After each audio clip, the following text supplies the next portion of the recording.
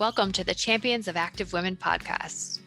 In each episode, we share stories and experiences of active female role models and individuals who support the active pursuits of girls and women. Our goal is to encourage and inspire girls and women to be active for a lifetime, to reach their goals, and to break new barriers in sport and life.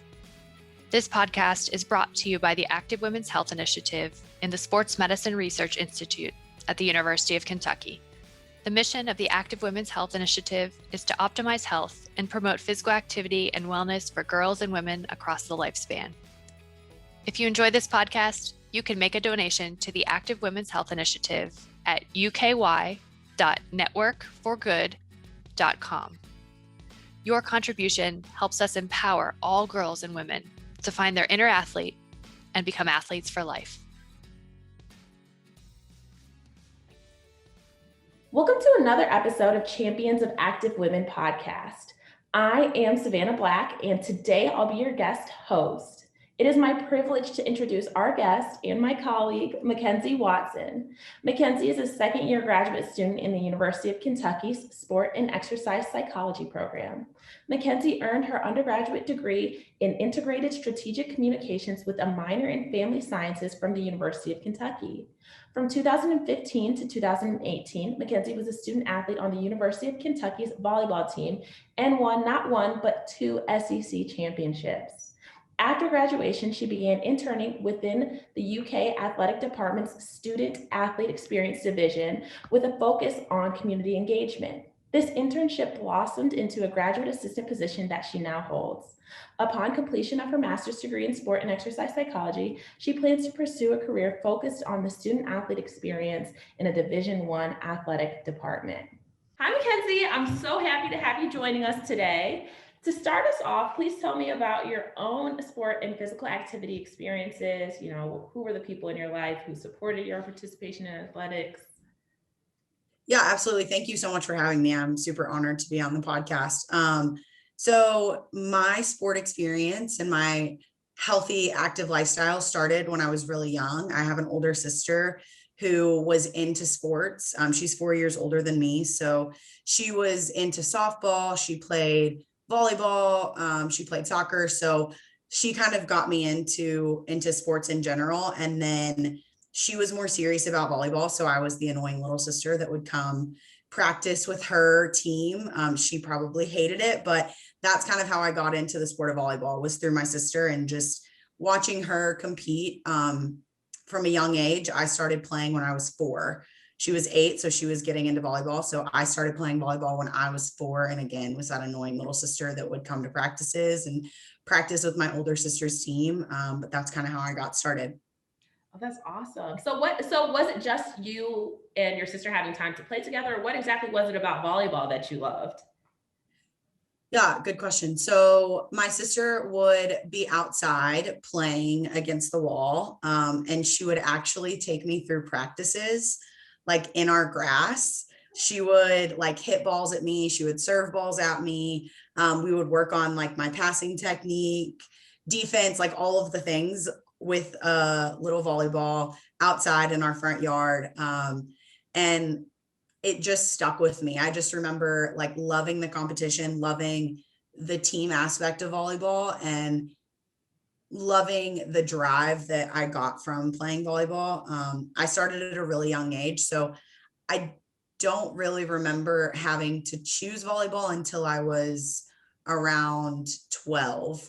I was actually playing club basketball and club volleyball at the time, and it got to a head where I kind of had to make that decision of which one I wanted to choose. And I knew that my future was going to be a little bit brighter with volleyball than with basketball. I'm a short person, so I went the volleyball route and never looked back. That's awesome. That sounds like it's really cool to hear that your sister kind of helped you develop that skill and kind of love for volleyball. And about your participation, so you definitely just noted that you haven't looked back since. What are you most grateful for that has come from your participation in sports and particularly volleyball? Yeah, so overall, looking back at my experience as a volleyball player, it's not really the physical stuff that I that I'm most grateful for. It's the relationships that I've built along the way and the people that I've met, the places that I've gotten to go to. I know like my very best friends are girls that I played volleyball with from when I was 8 years old, playing in grade school. I have a best friend that I met there that I'm still super close with now, and all the way to college. My thinking about my future, my bridesmaids are all volleyball players. So just the relationships that I've built with my teammates, I have really good relationships with some of the coaches that I've had now. And now that I'm entering into the coaching world, having those people as mentors has been awesome. So yeah, just the people that I've met, the places that I've gotten to go through volleyball, and just the way that volleyball and sport in general has been able to propel me forward into my career now. That's awesome. Yeah, I definitely, I mean, you've been playing volleyball for a long time, like to be playing, for the entirety of your life almost since you were 4. I can definitely imagine that those friendships and relationships that you gained are definitely make it worth it. When you do go through those physical challenges of being an athlete and preparing and playing at a high level, I definitely understand that. But looking back on your career, so we're still kind of on that same note, as a former collegiate athlete, could you describe any ways that your sport impacted your education? And that could be either positively or negatively. Like, what was it like kind of balancing that student athlete life? It was definitely difficult at first. Your schedule as an athlete is rigorous and it's super intensive, but through UK, we have a CAT center, which is our academic center for our athletes. And that was the biggest help. We were able to get tutors and mentors to help us walk through that transition into being a high school athlete and now to a college athlete. So having that foundation of tutors and mentors, and we actually had required academic hours where we'd have to be in study hall that first semester. That was super helpful to be able to create a routine. Volleyball is what got me to UK. I chose UK for volleyball, and being able to be a scholarship athlete at UK was something that I dreamed of since I was 10 years old. So it definitely helped my education. There were times when it was tough to balance the schedule, but UK in general just made it so easy for athletes and continues to make it easy for athletes to succeed on and off the court. Ah, that's awesome. I love that. And just hearing how, they've supported you even as you've been an athlete and having that academic support as well as your, your athletic career support as well. So that's really nice to hear that volleyball had such a positive impact and kind of brought you to this, the University of Kentucky is an R1, research institution, and that's really afforded you a lot of opportunities. So that's good to hear how sport has kind of propelled you. And you noted how it was propelling you into your kind of career now. And so we know that you're currently serving as a volleyball coach for a Lexington Club volleyball team. So could you talk about how your experience playing sports kind of prepared you for this position and why you feel, or how you feel like you are able to contribute having had your own experiences? Absolutely. So UK's coaching staff, they really strive to make coaches out of their players. That's a really big goal for them, is to teach their players enough volleyball IQ to where you're able to coach yourself and then move on and coach others. So my coaching experience started in coaching volleyball camps at Kentucky while I was a current athlete. And then I kind of realized that I had a knack for it and knew that my volleyball IQ could take me into the coaching field. So again, just through the connections that I've made inside of the volleyball community, I was offered the opportunity to coach at Alpha Volleyball Club here in Lexington.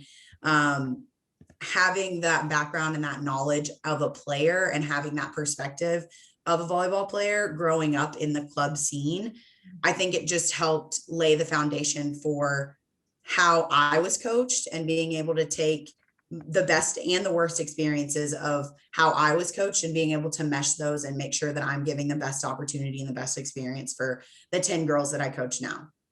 That's really good. I think that's important that you talked about having those positive and negative experiences and allowing them to kind of shape your own philosophy as a coach. What do you think, what lessons do you hope these young girls, your 10 players, learn from participating in sports, whether it's volleyball, your volleyball team, or just in general? So I definitely hope that they grow as volleyball players. But I think my coaching philosophy, I want them to be successful on the volleyball court, and I want them to be able to use volleyball to propel them forward. But with my coaching philosophy, I'm trying to teach these 15-year-olds life lessons along the way.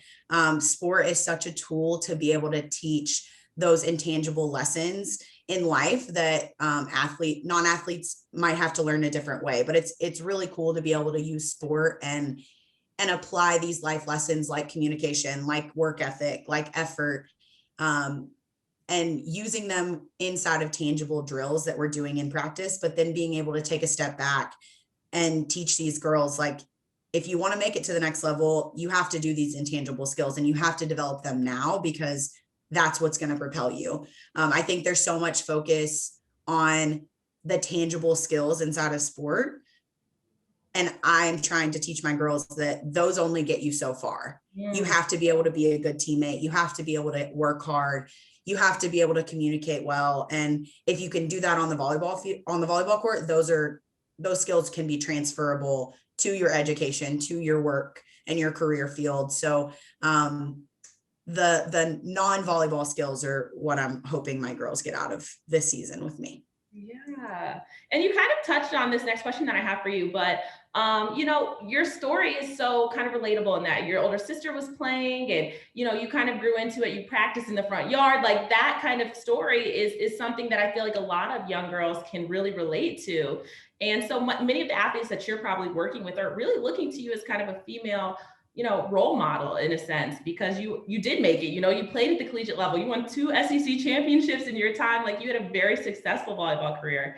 So I'm just asking kind of what do you want them to learn from watching you, watching your process and watching you grow? Great question. So it's funny, my girls were terrified of me when we first started. I think that they were so hung up on this. I played volleyball at Kentucky and that's where they want to be. So I've kind of had to break through that barrier and establish myself as relatable to them. Yeah. Because it's such an achievable goal. As long as you work hard and you put in the effort and the work. I think in terms of being a role model for these girls, I definitely see that I'm impacting not just my team, but other teams in the club. And I think I really my main goal is just to be that strong female presence and to show these girls that as a female, you have power, and to be able to use that power and to be able to use your femininity in a positive way. And by being that strong female role model and being that strong female presence, I just hope to serve as a role model for these girls that you don't have to cower away as a female. You don't have to dim your light to fit into this mold that society places around females. Be yourself. And that is more than enough. And I hope that that's my goal, is what I'm trying to accomplish with these girls. And I hope that I'm paving the way for them to realize that you don't have to dim your light to fit into any mold. You create your own mold. I love that so much. I think that's such an impactful and important message to be getting across to girls, especially as young and as early as possible, because I think that there is a lot of societal pressure to kind of dim and maybe not explore, challenging things like, pursuing an athletic career at a collegiate level or something like that. That can be a daunting task, but I think you're doing an excellent job of it thus far. And yeah, and I think something on the flip side we should also consider, and I guess I'm asking you, what are the biggest challenges you think that these young women face in their sport or in their kind of lives outside of sport? I think, just going off of what I just said, the societal pressure that is placed on females is so high. So being able to silence those pressures. I know growing up, like even now, I still struggle. I don't want to sit here and act like I am this like role model and this beacon of what female should be. I still struggle, and I have female role models that I look up to that help me navigate through my own struggles. I think there's just a lot of societal pressure on females in general and young girls to, again, fit this mold. And I think through sport, you're able to navigate through those societal pressures and break those barriers. I think that is one of the biggest challenges, is being able to navigate being a young woman and those changes and those battles that you go through, and just being able to fight through them and see that light at the end of the tunnel and have that goal and that drive to get to where you want to go. I think it's really easy, and I definitely have fallen to succumbing to those pressures and letting those pressures halt me and hold me back from a desire or a drive or a goal that I have. So I think that biggest challenge is just not letting that happen. And if it does happen, understanding that, taking a step back and using those battles and those challenges and spinning them to be a positive, and using those things to help propel you to that goal, but just not letting things stop you because of societal pressures that you may feel that are placed upon you. I definitely agree. I think that really takes me to like this quote that I always like, I have it posted in my room, but it's really just a quote by Nelson Mandela. And it's just, may your decisions reflect your hopes and not your fears. And I think that's something that's really big in those like societal pressures and how they can kind of shape, girls, especially young girls' paths and not wanting to pursue things or wanting to pursue certain things because of these pressures that they're feeling, or they fear that they might get, even I think with exercise, even you see that fear of like, I don't want to bulk up. I don't want to be too, just trying to kind of balance the two and growing in both aspects, I think is definitely challenging. So I agree with you wholeheartedly. Absolutely. Yeah. So I guess, so what's the best part of your job? What do you like, what do you love about coaching? How is it different from playing? Like, what do you love about it? So my favorite part is definitely being able to serve as a role model and being able to impact lives inside of coaching. And again, just serving as that role model for these young 15, 16-year-old girls who are wanting to achieve the goal of playing in college, and being able to bring my own experiences and my own lived experiences to their lives and teaching them through what I've seen from my end.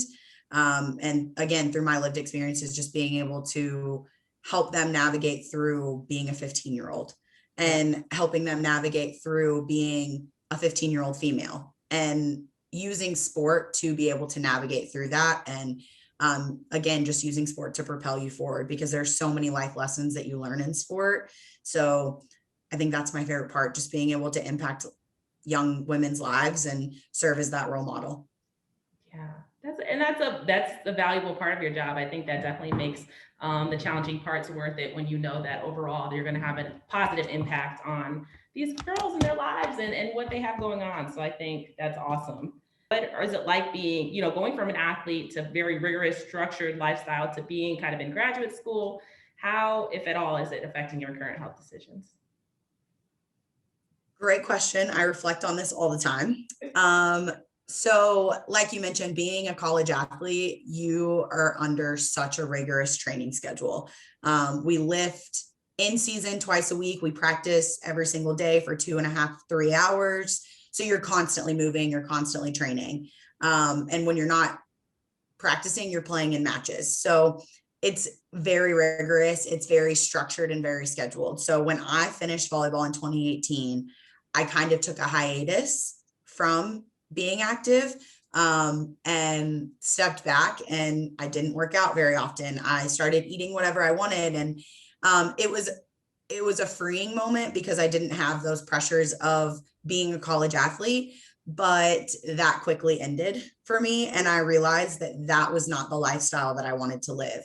And it's a constant journey. I mean, I go through ebbs and flows, and there's no one right path to a healthy lifestyle. And I'm finding that out. I'm finding out what works for me. And I think going from that rigorous training schedule and training as a volleyball player, I'm having to figure out and navigate, how do I train as just a woman? What works for me in my body type, where I'm not squatting or power cleaning, because I don't need to train as a volleyball player anymore. I don't need those muscles to work in the way that they used to. So just navigating through what my schedule looks like now. Mhm. And like I said, there's ebbs and flows. There are times when I'm on my workout grind and I'm realizing that I don't have to almost pass out every single workout. That doesn't mean that if I'm not dying in a workout, that doesn't mean it's not a good workout. And I think that's been a real big realization for me of I do not have to push myself to my limits to have a good workout day. Because as an athlete, that's what you want to do, right? You want to push yourself to your limits. And once you push yourself to your limits, that's when you hit those PRs and those breakthroughs. As a non-athlete now, I don't have to do that, and that's okay. So having that realization that I'm able to work out in the ways that I want to, and whatever works for me is enough. So right now I try and train and work out like 3 to 5 times a week. And I let myself indulge in, I have such a sweet tooth, so I let myself indulge in that. But to a certain extent. And just, again, everyone is different. Everyone's body type is different. Everyone's schedules are different. So finding what works best for me has definitely been a challenge, but I feel like I'm finally in a groove. And that may change, but just being able to move with the ebbs and flows and understand that there are seasons of life where I'm going to be more successful in my training and not as successful. That's just been a big realization for me, and it's been super helpful. But volleyball has definitely shaped how I view my life and how I view living active.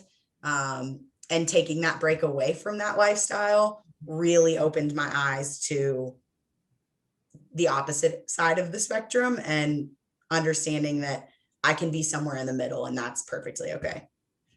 Definitely. I think I think a lot of people can relate to that experience, especially because volleyball is a team sport and there are other, that kind of transition out of, like you said, this rigorous, very structured schedule into kind of having a lot of freedom. And I think a lot of people who have experienced, transitioning out of a sport have kind of found that, like, I don't have to be at practice at 5 a.m. and then, weight room later that afternoon, all of those things. So it's just about finding, what it is and what works for you. And so, what are some of the new ways you found to stay active, and like, what are your kind of favorites now that you said you've hit a groove? So I have, yes. So I have 2 dogs, and now that it's getting nicer outside and warmer outside, I am outside with them, walking them every day. And then in terms of any training that I do, I've actually found just walking on the treadmill. I walk on an incline and I walk at a certain speed. There's a TikTok workout that I found that really works for me. So I just go to my apartment gym. I walk on the treadmill, I play Netflix, and I just walk for 30, 45 minutes, and I work up a sweat, but again, I'm not pushing myself to my limits. And I found that really works for me. And then just getting outside whenever I can. Obviously, coaching helps, staying active and being at practice and standing up and coaching all day. Like, that definitely helps me stay active as well. But getting outside now that it is warmer, getting in the sun and just taking my dogs for walks, and then small, simple workouts that fit into the nooks and crannies of my day, I found make me the most successful in staying consistent. yes, I think that's a really good point to make, that, physical activity looks so different, and it can be as simple as walking your dogs versus, taking the time to go to the gym, and getting it in throughout your day is an essential key that you just mentioned as well, because as a graduate student, I know that it can be, I too am a graduate student. So I definitely understand that kind of just trying to make things work, and you have your assistantship that you talked about as well. And so I think that it's definitely relatable. And I think it's good that you found ways to be able to, sneak physical activity in your day. And I guess our final question is, what advice would you give to girls and women about playing sports or even being active in general? Whew, it's a tall order. I think my biggest piece of advice is to just find what works for you. Everyone is different. Every body type is different. Every schedule is different. So just find what works for you. There is not an end all be all holy grail of what it means to be active. Again, being a college athlete, being active looked so different than what being active means to me now. And there are different seasons of life where being active will look different for one person. And I think that just being able to be okay in that idea and in that mindset, and being able to shape what being active looks like for you in the different seasons of life that you're in. In terms of sport, I think sport is such a powerful tool to propel young women forward. So I would encourage any young girl to just get involved in sport, and in whatever sport. Volleyball worked for me, but I have friends that played collegiate softball. I have friends that played collegiate basketball. Any sport that you are interested in, try it. There's just so many life lessons that I've talked about that you learn from sport. And it's just, sport and volleyball is what propelled me into going to UK. It's what propelled me into getting my assistantship and going to grad school. And through sport, I've found my passion in what my future career goals are in working with student athletes in life performance. So sport is such a really, really cool tool to be able to propel you forward to your dreams. So just don't hold back. Try anything, try everything. Because again, you never know what you're going to love until you get in and try it. So don't hold back. Don't be scared. Like you mentioned, Savannah, your hope should outweigh your fears. So if you have any fears of joining into sport, let them go, and just dive in and try anything that you can. Yes, awesome. Yes, I think that's an excellent message to leave us off with, in that it's, be fearless in your efforts and your endeavors, and you can only hope for the best. And if things go wrong, you just try something new. And that's a pretty good way to look at things. So I definitely want to say that we appreciate you taking the time to come and join us on the podcast today. I hope you've enjoyed your time as much as I have. I think you've made some excellent points. You shared some great perspective with us. And yes. Yeah, I appreciate it so much. Thank you. This was amazing. Thank you for listening to the Champions of Active Women podcast. This podcast is brought to you by the Active Women's Health Initiative and the Sports Medicine Research Institute within the College of Health Sciences at the University of Kentucky. This episode was produced by the Faculty Media Depot. If you enjoyed this episode, please subscribe, share with your social networks, or simply tell a friend about us. If you want to help us sustain the Champions of Active Women podcast, donate to the Active Women's Health Initiative at uky.networkforgood.com. For up-to-date information about our initiative, follow us on social media at UKAWHI. Thank you for joining us as we empower all girls and women to become athletes for life.